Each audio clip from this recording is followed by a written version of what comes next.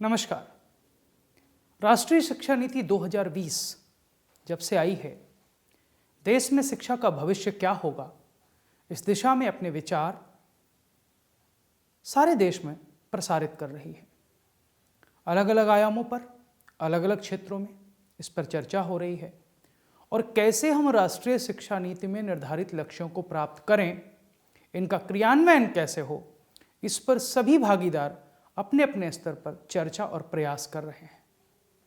इस दिशा में एक बड़ी जिम्मेदारी जो राष्ट्रीय शिक्षा नीति 2020 ने देश के समस्त शिक्षकों या शिक्षा से जुड़े व्यक्तियों को दी है, वह है सूचना और संप्रेषण प्रौद्योगिकी का शिक्षा में अनुप्रयोग और प्रयोग। आज इसी विषय पर बात करने के लिए मैं आपके साथ हूं। राष्ट्रीय शिक्षा नीति के अध्याय 23 और 24 में तकनीकी और सूचना संप्रेषण प्रौद्योगिकी के विषय में विस्तार से चर्चा की गई है। लेकिन यदि हमें तकनीकी के महत्व पर दृष्टि डालनी हो तो हमें राष्ट्रीय शिक्षा नीति के आधारभूत सिद्धांतों से प्रारंभ करना होगा, जहां यह लिखा गया है कि यह नीति तकनीकी के यथासंभव उपयोग पर जोर देगी। किन किन क्षेत्रों में? अध्ययन और अध्यापन के कार्य में, भाषा संबंधी बाधाओं को दूर करने में, दिव्यांग विद्यार्थियों के लिए शिक्षा को सुलभ बनाने में और शैक्षणिक नियोजन और प्रबंधन में। हम ये कह सकते हैं कि राष्ट्रीय शिक्षा नीति 2020 तकनीकी के शिक्षा से जुड़े प्रत्येक आयाम में प्रयोग पर बल देती है, चाहे वह अध्ययन अध्यापन हो, चाहे वह दिव्यांग विद्यार्थियों की शिक्षा को सुलभ बनाना हो, चाहे भाषा संबंधी बाधाओं को दूर करना हो या शैक्षणिक नियोजन और प्रबंधन हो। अध्याय 23 में प्रौद्योगिकी के एकीकरण पर चर्चा करते हुए नीति कहती है कि हमें इस देश को डिजिटल रूप से सशक्त समाज और एक ज्ञान अर्थव्यवस्था अर्थात नॉलेज इकोनॉमी में बदलने के लिए डिजिटल इंडिया अभियान को और सशक्त बनाना होगा। प्रौद्योगिकी स्वयं शैक्षिक प्रक्रियाओं और परिणामों में सुधार के लिए अत्यंत महत्वपूर्ण भूमिका निभाएगी। ऐसा भविष्य में होगा क्योंकि सभी स्तरों पर प्रौद्योगिकी और शिक्षा के बीच द्विदिशात्मक संबंध होंगे। Bi-directional relationship between technology and education at all levels, अर्थात प्राथमिक स्तर पर, पूर्व प्राथमिक स्तर पर, माध्यमिक स्तर पर और उच्च शिक्षा के स्तर पर। हमारी राष्ट्रीय शिक्षा नीति भविष्योन्मुखी है। भविष्य में किस प्रकार की प्रौद्योगिकियां शिक्षा को प्रभावित कर सकती हैं, ये शिक्षा व्यवस्था के सुचारू संचालन में अपना योगदान करेंगी, उनका भी उल्लेख राष्ट्रीय शिक्षा नीति करती है। चाहे वह कृत्रिम बुद्धि हो, आर्टिफिशियल इंटेलिजेंस, चाहे वो मशीन लर्निंग हो, चाहे ब्लॉकचेन्स हो, स्मार्ट बोर्ड्स हो, हैंड होल्ड कंप्यूटिंग डिवाइसेज अर्थात हस्तचालित कंप्यूटिंग उपकरण हो, छात्र विकास के लिए एडेप्टिव कंप्यूटर टेस्टिंग हो या शैक्षिक सॉफ्टवेयर और हार्डवेयर के विभिन्न स्वरूप हो। नीति ये मानती है कि छात्र कक्षा में क्या और कैसे सीखते हैं, इसमें तकनीकी के प्रयोग से बदलाव आएगा और ऐसा बदलाव लाने के लिए तकनीकी और शैक्षिक दोनों मोर्चों पर व्यापक शोध की आवश्यकता है। राष्ट्रीय शिक्षा नीति में आगे राष्ट्रीय शैक्षिक प्रौद्योगिकी मंच NETF national educational technology forum की स्थापना की बात कही गई है। इसकी स्थापना हो चुकी है। NETF के कार्यों को स्पष्ट करते हुए राष्ट्रीय शिक्षा नीति कहती है कि राष्ट्रीय शैक्षिक प्रौद्योगिकी मंच विद्यालयी और उच्च शिक्षा दोनों स्तरों पर अधिगम, मूल्यांकन, नियोजन, प्रशासन, इन सब को सुधारने के लिए प्रौद्योगिकी के उपयोग के लिए विचारों के मुक्त आदान प्रदान का एक मंच होगा। अर्थात विभिन्न संस्थाएं जो शिक्षा से जुड़े विभिन्न आयामों में प्रौद्योगिकियों का प्रयोग करेंगी, उन पर अपने शोध करेंगी और उनसे जो उत्पाद निकलेंगे, उनसे जो ज्ञानार्जन होगा, वे एक दूसरे के साथ साझा करेंगे और उनकी साझेदारी का मंच कौन उपलब्ध कराएगा? वह NETF होगा। शिक्षा संस्थाएं, राज्य और केंद्र सरकारें और जितने भी हितधारक हैं, उन सबको नवीनतम ज्ञान और अनुसंधान के साथ साथ सर्वोत्तम अभ्यासों के लिए परामर्श और जो शोध के परिणाम हैं उनको साझा करने के अवसर प्रदान करने के लिए NETF एक नेतृत्व प्रदान करेगा। साथ ही प्रौद्योगिकी में समावेशन, उपलब्धता और उपयोग के लिए जो निर्णय लेने होंगे उन पर भी यह मंच कार्य करेगा। नीति आगे कहती है कि प्रौद्योगिकी आधारित हस्तक्षेपों पर केंद्र और राज्य सरकार की एजेंसियों को स्वतंत्र साक्ष्य आधारित सलाह प्रदान करेगा। कैसे? जब जब तकनीकी का प्रयोग जिन जिन क्षेत्रों में शिक्षा में होगा, उनके आंकड़ों का विश्लेषण किया जाएगा। आंकड़ों के आधार पर जो परिणाम निकलेंगे वे परिणाम साक्ष्य आधारित होंगे और उन परिणामों को ध्यान में रखते हुए केंद्र और राज्य सरकारों को सलाह देने का काम, उनकी एजेंसियों को सलाह देने का काम ये NETF करेगा। साथ ही शैक्षिक प्रौद्योगिकी में क्षमताओं का निर्माण, दोनों प्रकार की क्षमताएं, इंटेलेक्चुअल और इंस्टीट्यूशनल, अर्थात बौद्धिक और संस्थागत, यदि हम उसका प्रयोग करना जानते हैं, परंतु यदि शैक्षिक प्रौद्योगिकी की संस्थागत क्षमता का विकास नहीं हुआ है, संस्था में शैक्षिक प्रौद्योगिकी के साधन उपलब्ध नहीं हैं, तो हम भले ही उसका प्रयोग करना जानते हों लेकिन हम प्रयोग नहीं कर सकते। दूसरी ओर यदि शैक्षिक प्रौद्योगिकी संस्थाओं में उपलब्ध करा दी जाए परंतु हम उसका प्रयोग न जानते हों, उसका उचित प्रयोग न जानते हों, उसका किस हद तक कहाँ कैसे साझेदारी करनी है, किसमें उसका संश्लेषण विश्लेषण करना है, यदि ये न जानते हों तो भी शैक्षिक प्रौद्योगिकी के लक्ष्यों को प्राप्त नहीं किया जा सकता। ऐसे कौन से क्षेत्र हैं जहां नई नई रणनीतियों या युक्तियों की आवश्यकता पड़ सकती है और अनुसंधान और नवाचार की नई दिशाएं क्या हो सकती हैं, इस पर भी यह मंच अपने विचार देगा। यह अपेक्षा की गई है राष्ट्रीय शिक्षा नीति 2020 में कि राष्ट्रीय शैक्षिक प्रौद्योगिकी मंच शैक्षिक प्रौद्योगिकी के नव प्रवर्तकों अर्थात जो इनोवेटर्स हैं और अभ्यासियों जो प्रैक्टिशनर्स हैं, उनसे कई प्रकार के प्रमाणित आंकड़े प्राप्त करेगा, उनका नियमित प्रवाह बनाए रखेगा, अर्थात नियमित तौर पर वह आंकड़े इकट्ठे करता रहेगा, उनका विश्लेषण करता रहेगा और उसके विश्लेषण के लिए शोधकर्ताओं को विभिन्न रूपों में अपने साथ जोड़ेगा। राष्ट्रीय और अंतर्राष्ट्रीय स्तर पर जो शैक्षिक प्रौद्योगिकी में शोध कर रहे हैं, ऐसे शोधकर्ता, उद्यमी और प्रैक्टिशनर्स अर्थात अभ्यासी, उनसे इनपुट लेने के लिए इस मंच का ये कार्य होगा कि वह कई स्थानों पर क्षेत्रीय, राष्ट्रीय सम्मेलनों, कार्यशालाओं, चर्चा सत्रों का आयोजन करे और इन पर आगे की बात करे। अध्याय 23 के बिंदु 5 में कहा गया है कि तकनीकी सहायता पर कुछ क्षेत्रों में विशेष बल देने की आवश्यकता है। उन क्षेत्रों की पहचान इस राष्ट्रीय शिक्षा नीति ने की है। पहला क्षेत्र है शिक्षण अधिगम और मूल्यांकन प्रक्रियाओं में सुधार।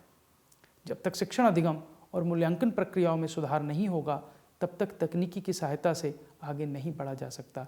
इसलिए तकनीकी को कहाँ किस हद तक सम्मिलित करना है शिक्षण अधिगम में और मूल्यांकन प्रक्रियाओं में, इस पर विशेष बल देने की जरूरत है।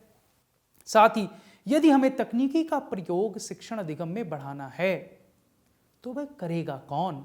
वह करेगा शिक्षक, अर्थात शिक्षक की तैयारी और शिक्षक का वृत्तिक विकास, प्रोफेशनल डेवलपमेंट, दोनों बहुत जरूरी है।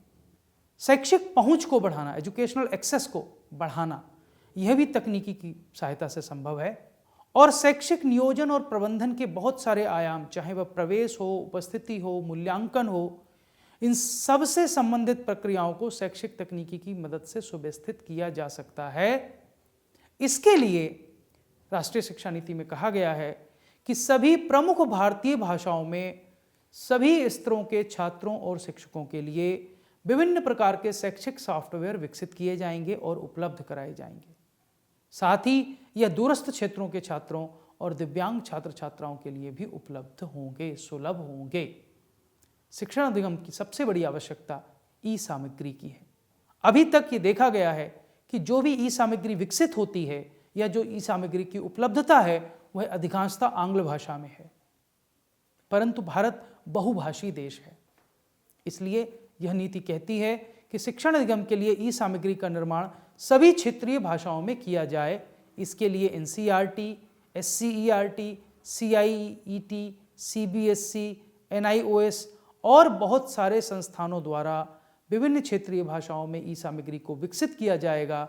और जो यूनिफाइड पोर्टल है, जो एक पूरे देश का एक पोर्टल है जिसको दीक्षा प्लेटफॉर्म कहते हैं, उस दीक्षा प्लेटफॉर्म पर यह सामग्री अपलोड की जाएगी। दीक्षा के साथ साथ शिक्षा प्रौद्योगिकी में जो नए परिवर्तन आ रहे हैं उनको बढ़ावा देने के लिए और उनका विस्तार करने के लिए जो CIET है उसको मजबूत किया जाएगा।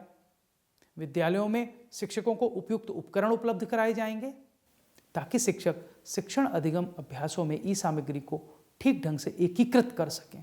प्रौद्योगिकी आधारित जो भी शिक्षा मंच उपलब्ध हैं, चाहे वह दीक्षा है जो विद्यालय शिक्षा के क्षेत्र में काम कर रहा है, स्वयं कक्षा 11 से ऊपर और मुख्यतः उच्च शिक्षा के क्षेत्र में काम करने वाला अपना MOOC प्लेटफॉर्म है। इसके साथ साथ विद्यालय और उच्च शिक्षा दोनों स्तरों पर इस प्रकार के शिक्षा मंचों को एकीकृत किया जाएगा। उपयोगकर्ताओं को ये सुविधा दी जाएगी कि वे इस पर उपस्थित पाठ्यक्रमों की रेटिंग कर सकें, उनकी समीक्षा कर सकें, जिससे कि जो भी सामग्री विकासकर्ता हैं, जो भी कंटेंट डेवलपर हैं, उनको उपयोगकर्ता की आवश्यकता के अनुकूल गुणात्मक सामग्री बनाने में सक्षम बनाया जा सके। राष्ट्रीय शिक्षा नीति दो प्रमुख उभरती हुई परिवर्तनशील तकनीकियों अर्थात डिसरप्टिव टेक्नोलॉजीज की बात करती है। परिवर्तनशील प्रौद्योगिकी, हम उस प्रौद्योगिकी को मानते हैं जो एक उन्नत प्रौद्योगिकी हो और वर्तमान में जो प्रौद्योगिकी अभ्यास और संचालन हो रहे हों उनको वह प्रतिस्थापित कर दे। राष्ट्रीय शिक्षा नीति ने यह स्वीकार किया है कि आने वाला समय कृत्रिम बुद्धि और आभासी वास्तविकता अर्थात वर्चुअल रियलिटी का है। हमें इस दिशा में काम करना होगा। एक संस्था जिसकी स्थापना राष्ट्रीय शिक्षा नीति 2020 के अंतर्गत की जानी है, जिसको नेशनल रिसर्च फाउंडेशन कहते हैं, नीति कहती है कि उसको भी कृत्रिम बुद्धि के क्षेत्र में ध्यान देना चाहिए। कृत्रिम बुद्धि अर्थात आर्टिफिशियल इंटेलिजेंस के क्षेत्र में मौलिक अनुसंधान को आगे बढ़ाना चाहिए और अनुप्रयोग आधारित अनुसंधान के विकास और योजनाएं बनानी चाहिए। साथ ही कृत्रिम बुद्धि का उपयोग विविध क्षेत्रों में कैसे हो, जैसे स्वास्थ्य सेवा के क्षेत्र में, कृषि के क्षेत्र में, जलवायु परिवर्तन के क्षेत्र में, जो भी वैश्विक चुनौतियां आ रही हैं उनका समाधान करने के लिए कृत्रिम बुद्धि को कैसे प्रयोग किया जाए, यह इस नीति की महत्वपूर्ण सुझाव है। यह नीति आगे कहती है कि उच्च शिक्षण संस्थाएं परिवर्तनशील प्रौद्योगिकियों पर शोध करें, इन पर ऑनलाइन पाठ्यक्रम विकसित करें, छोटे छोटे पाठ्यक्रम विकसित करें, अध्यापकों का वृत्तिक विकास अर्थात प्रोफेशनल डेवलपमेंट इन क्षेत्रों में हो। ऐसा इस नीति का मानना है कि ये प्रौद्योगिकियां भविष्य में कुछ रोजगार के क्षेत्रों को निरर्थक बना देंगी, अर्थात रोजगार उत्पन्न करने और उनमें सततता बनाए रखने के लिए स्किलिंग और डी स्किलिंग दोनों महत्वपूर्ण हैं और इसके प्रति प्रभावी और गुणवत्तापूर्ण दृष्टिकोण हमें विकसित करना होगा। प्रत्येक संस्था को ऐसे प्रशिक्षण देने के लिए संस्थागत और गैर संस्थागत भागीदारों को मंजूरी देनी होगी जो कौशल और उच्च शिक्षा संबंधी रूपरेखाओं के साथ एकीकृत किए जा सकते हों। विश्वविद्यालयों के लिए इस नीति में कहा गया है कि वे मशीन लर्निंग के साथ साथ बहुविषयक क्षेत्रों जैसे आर्टिफिशियल इंटेलिजेंस प्लस एक्स, यहाँ पर आर्टिफिशियल इंटेलिजेंस प्लस एक्स का अर्थ है कि शिक्षा के क्षेत्र में आर्टिफिशियल इंटेलिजेंस की क्या भूमिका है, आर्टिफिशियल इंटेलिजेंस और शिक्षा मनोविज्ञान, आर्टिफिशियल इंटेलिजेंस और शिक्षण विधियाँ, इसी प्रकार आर्टिफिशियल इंटेलिजेंस और बीमारियों की पहचान, आर्टिफिशियल इंटेलिजेंस और कृषि क्षेत्र में मौसम का प्रभाव, अर्थात प्रत्येक क्षेत्र में, चाहे वो स्वास्थ्य का क्षेत्र हो, शिक्षा का क्षेत्र हो, कृषि का क्षेत्र हो, कानून का क्षेत्र हो, यहाँ पर आर्टिफिशियल इंटेलिजेंस के साथ मल्टी डिसिप्लिनरी कोर्सेज परास्नातक लेवल और PhD के कार्यक्रम प्रारंभ किए जाएं। स्वयं जैसे प्लेटफॉर्म के माध्यम से इनको प्रसारित किया जाए। यह भी सुझाव दिया गया है कि यदि विश्वविद्यालय अपने पारंपरिक शिक्षण के साथ स्नातक और व्यावसायिक कार्यक्रमों को तो पढ़ाएं ही, उसके साथ इन ऑनलाइन पाठ्यक्रमों को भी उसके साथ मिश्रित करें तो भी ये तेज़ी से बढ़ सकते हैं। बहुत सारे ऐसे क्षेत्र हैं जैसे डेटा एनोटेशन है, इमेज क्लासिफिकेशन है, स्पीच ट्रांसक्रिप्शन है, जहाँ कृत्रिम बुद्धि की कम विशेषज्ञता की आवश्यकता होती है, इनमें प्रशिक्षण प्रदान किया जा सकता है। भारतीय भाषाओं को कैसे बच्चों को सिखाया जाए, इसमें स्वाभाविक भाषा प्रसंस्करण, नेचुरल लैंग्वेज कैसे प्रसंस्करित हो, इसके प्रयास भी हमें करने होंगे। विद्यालयी शिक्षा में आम जनता को प्रौद्योगिकी के संभावित परिवर्तनों के बारे में जागरूक करना होगा, इनसे संबंधित मुद्दों को संबोधित करना होगा, क्योंकि किसी भी प्रौद्योगिकी की स्वीकार्यता के लिए जनता की सहमति आवश्यक होती है। विद्यालय में जो समकालीन घटनाएं हैं, नैतिक मुद्दे हैं, इन पर परिवर्तनशील प्रौद्योगिकियों का क्या प्रभाव पड़ेगा, इस पर NETF या मंत्रालय की सहायता से चर्चा हो सकती है, चर्चा सामग्री विकसित की जा सकती है और सतत शिक्षा के लिए उपयुक्त शिक्षण और चर्चा सामग्री का विकास हो सकता है। राष्ट्रीय शिक्षा नीति की एक बड़ी चिंता आंकड़ों की सुरक्षा और उनका प्रबंधन है, क्योंकि वह मानती है कि कृत्रिम बुद्धिमत्ता आधारित प्रौद्योगिकी के लिए आंकड़े एक प्रमुख ईंधन हैं। ऐसे में आंकड़ों अर्थात डेटा की हैंडलिंग और उसकी सुरक्षा, इसके कानून, इसके मानक, इन सब पर जागरूकता बढ़ाने की आवश्यकता है। यदि हम ऐसा कर पाएंगे तो सभी परिवर्तनशील प्रौद्योगिकियां हमारे जीवन में बदलाव की संभावना के साथ आई हैं। वे जीवन के प्रत्येक क्षेत्र को प्रभावित करेंगी, चाहे वह स्वच्छ और नवीकरणीय ऊर्जा का क्षेत्र हो, जल संरक्षण का क्षेत्र हो, सतत खेती का क्षेत्र हो, पर्यावरण संरक्षण की बात हो, या और भी बहुत सारी पहलें हैं जिनमें हमें शिक्षा को जोड़ना होगा और छात्रों को शिक्षित के तरीकों में बदलाव लाना होगा। इस शिक्षा नीति का अध्याय 24 ऑनलाइन और डिजिटल शिक्षा में प्रौद्योगिकी के समान उपयोग को सुनिश्चित करने की बात करता है। राष्ट्रीय शिक्षा नीति ये कहती है कि भले ही प्रौद्योगिकियों में संभावित चुनौतियां हों, पर हमें इन्हें स्वीकार करते हुए इनकी अच्छाइयों का लाभ उठाना चाहिए। हम इसका लाभ कैसे उठाएं, इसके लिए पायलट अध्ययन किए जाएं, छोटे छोटे स्तर पर अध्ययन किए जाएं। कुछ संस्थाओं को इसकी जिम्मेदारी दी गई है। जो वर्तमान प्लेटफॉर्म हैं, चाहे वह स्वयं है, दीक्षा है, इन पर जो शैक्षिक पहलें चल रही हैं, उनमें गुणवत्ता कैसे लाई जाए, उनको और अनुकूलित और विस्तारित कैसे किया जाए, इस पर काम करने की आवश्यकता है। राष्ट्रीय शिक्षा नीति ये स्वीकार करती है कि ऑनलाइन और डिजिटल शिक्षा का लाभ तब तक नहीं उठाया जा सकता जब तक डिजिटल इंडिया अभियान, किफ़ायती कंप्यूटिंग उपकरण की उपलब्धता जैसे प्रयासों को हम पूरा नहीं करते। ऑनलाइन और डिजिटल शिक्षा के लिए प्रौद्योगिकी का उपयोग और पर्याप्त रूप से समानताओं की चिंताओं को दूर करना दोनों आवश्यक है। राष्ट्रीय शिक्षा नीति तकनीकी के बेहतर प्रयोग के लिए शिक्षक प्रशिक्षण पर बल देती है।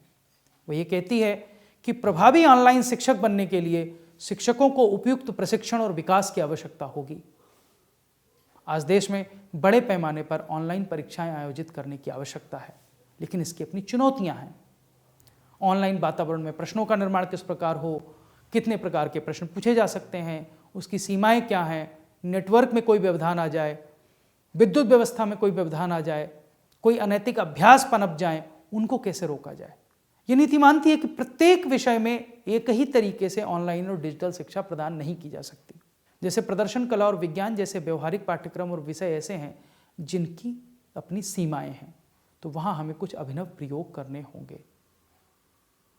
इसलिए नीति मानती है कि जब तक ऑनलाइन शिक्षा को अनुभवात्मक और गतिविधि आधारित शिक्षा अर्थात एक्सपीरियंशियल और एक्टिविटी बेस्ड लर्निंग के साथ हम मिश्रित नहीं करेंगे, तब शायद ये एक स्क्रीन आधारित शिक्षा बनकर रह जाएगी, जिसमें सीखने के सामाजिक, भावनात्मक और मनोगत्यात्मक आयामों पर सीमित ध्यान दिया जाएगा। हमें इससे बचने की आवश्यकता है। राष्ट्रीय शिक्षा नीति के बिंदु 24.4 में प्रौद्योगिकी के बेहतर प्रयोग के लिए, बेहतर एकीकरण के लिए कुछ पहलों का सुझाव दिया गया है, जिसमें पहली पहल है ऑनलाइन शिक्षा के लिए पायलट अध्ययन।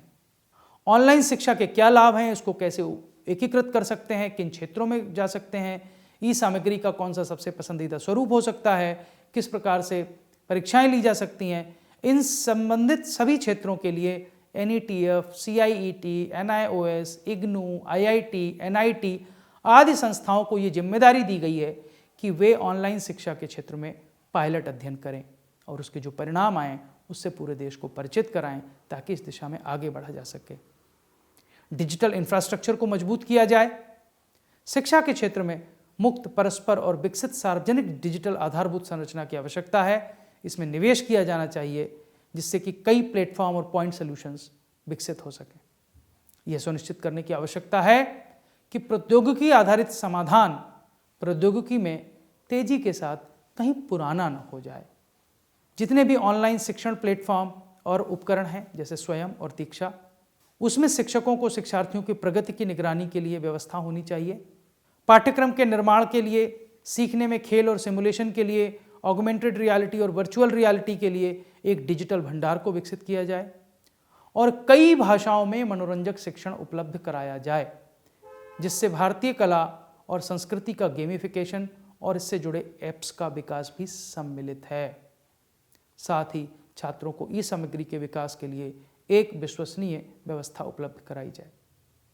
नीति बार बार ये कहती है कि जब तक हम डिजिटल विभाजन का समाधान नहीं खोज लेते, तब तक ऑनलाइन शिक्षा या प्रौद्योगिकी आधारित शिक्षा को जन जन तक नहीं पहुंचा सकते। इसलिए ये नीति सुझाती है कि जो मौजूदा संचार माध्यम हैं, जैसे टेलीविज़न है, रेडियो है, सामुदायिक रेडियो है, इसका अधिक से अधिक प्रसारण और प्रसार किया जाए। सभी भारतीय भाषाओं में सामग्री को विकसित किया जाए। विज्ञान विषयों में या ऐसे विषयों में जहाँ प्रयोगशाला की आवश्यकता है, वहाँ पर दीक्षा, स्वयं और स्वयंप्रभा जैसे मौजूदा प्लेटफॉर्म्स को वर्चुअल लैब्स के साथ जोड़ा जाए। उपयुक्त डिजिटल उपकरणों में प्री लोडेड सामग्री वाले टैबलेट वितरण किए जा सकते हैं, इसकी भी संभावना पर विचार किया जा सकता है।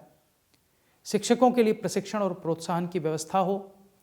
ऑनलाइन मूल्यांकन और परीक्षाओं पर काम करने के लिए जो प्रस्तावित राष्ट्रीय मूल्यांकन केंद्र अर्थात परख की बात है, वह विभिन्न स्कूल बोर्ड, NTA व अन्य सभी निकायों के साथ मिलकर ये जांचे कि किस प्रकार एक मानकीकृत मूल्यांकन किया जा सकता है, किस प्रकार मूल्यांकन विश्लेषण की विभिन्न संरचनाएं हो सकती हैं, किस प्रकार तकनीकी आधारित मूल्यांकन ढांचे का डिजाइन और क्रियान्वयन किया जा सकता है। यह नीति सुझाती है कि हमें अब एक प्रतिमान की बजाय मिश्रित प्रतिमानों की ओर जाना होगा, वह ज़्यादा प्रभावी होंगे और साथ ही NETF व अन्य सभी निकायों को ऑनलाइन और डिजिटल शिक्षण के लिए सामग्री, प्रौद्योगिकी और शिक्षण के मानक स्थापित करने होंगे। यह नीति यह भी कहती है कि विद्यालय और उच्च शिक्षा दोनों को ई शिक्षा की आवश्यकताओं को पूरा करने के लिए डिजिटल बुनियादी ढांचे, डिजिटल सामग्री और क्षमता निर्माण के लिए एक समर्पित इकाई का विकास करना होगा। एक ऐसा लाइव इकोसिस्टम डेवलप करना होगा, एक ऐसा जीवंत पारिस्थितिकी तंत्र विकसित करना होगा जो न केवल भारत के आकार, विविधता और समानता की चुनौतियों का समाधान करे, बल्कि प्रौद्योगिकी में तेजी से बदलाव को ध्यान रखते हुए विकसित हो, क्योंकि प्रौद्योगिकी गुजरते समय के साथ पुरानी हो जाती है। इसका हमें सदैव ध्यान रखना चाहिए। इस इकाई में ये सुझाव दिया गया है कि प्रशासन, शिक्षा, शैक्षिक प्रौद्योगिकी, डिजिटल शिक्षण और मूल्यांकन और ई-गवर्नेंस आदि सभी क्षेत्रों के विशेषज्ञों को सम्मिलित किया जाए। कुल मिलाकर हम ये कह सकते हैं कि राष्ट्रीय शिक्षा नीति 2020 भविष्योन्मुखी शिक्षा, जो कि तकनीकी केंद्रित शिक्षा होगी, तकनीकी आधारित शिक्षा होगी, उसकी बात करती है। यह नीति हमें सुझाती है कि आने वाला समय तकनीकी आधारित शिक्षण का है। अक्सर अध्यापक एक प्रश्न उठाते हैं, क्या तकनीकी शिक्षक को प्रतिस्थापित कर देगी? तो मैं ये कहकर अपनी बात समाप्त करूंगा कि नहीं, शिक्षक को तकनीकी कभी प्रतिस्थापित नहीं करेगी, परंतु इस बात की पूरी संभावना है कि आने वाले समय में वे शिक्षक जो तकनीकी का प्रयोग करते हैं, वे उन शिक्षकों को प्रतिस्थापित कर दें जो तकनीकी का प्रयोग ना कर सके, क्योंकि तकनीकी का शिक्षा में प्रयोग दिन ब दिन बढ़ेगा और हमें अपने विद्यार्थियों को इसका अधिकतम लाभ दिलाने के लिए खुद को तकनीकी कौशलों के साथ विकसित करना होगा, नए कौशल सीखने होंगे और एक तकनीकी सहायतित अधिगम परिवेश विकसित करने में अपना योगदान देने के लिए स्वयं को तैयार करना होगा। आप सभी का बहुत बहुत धन्यवाद।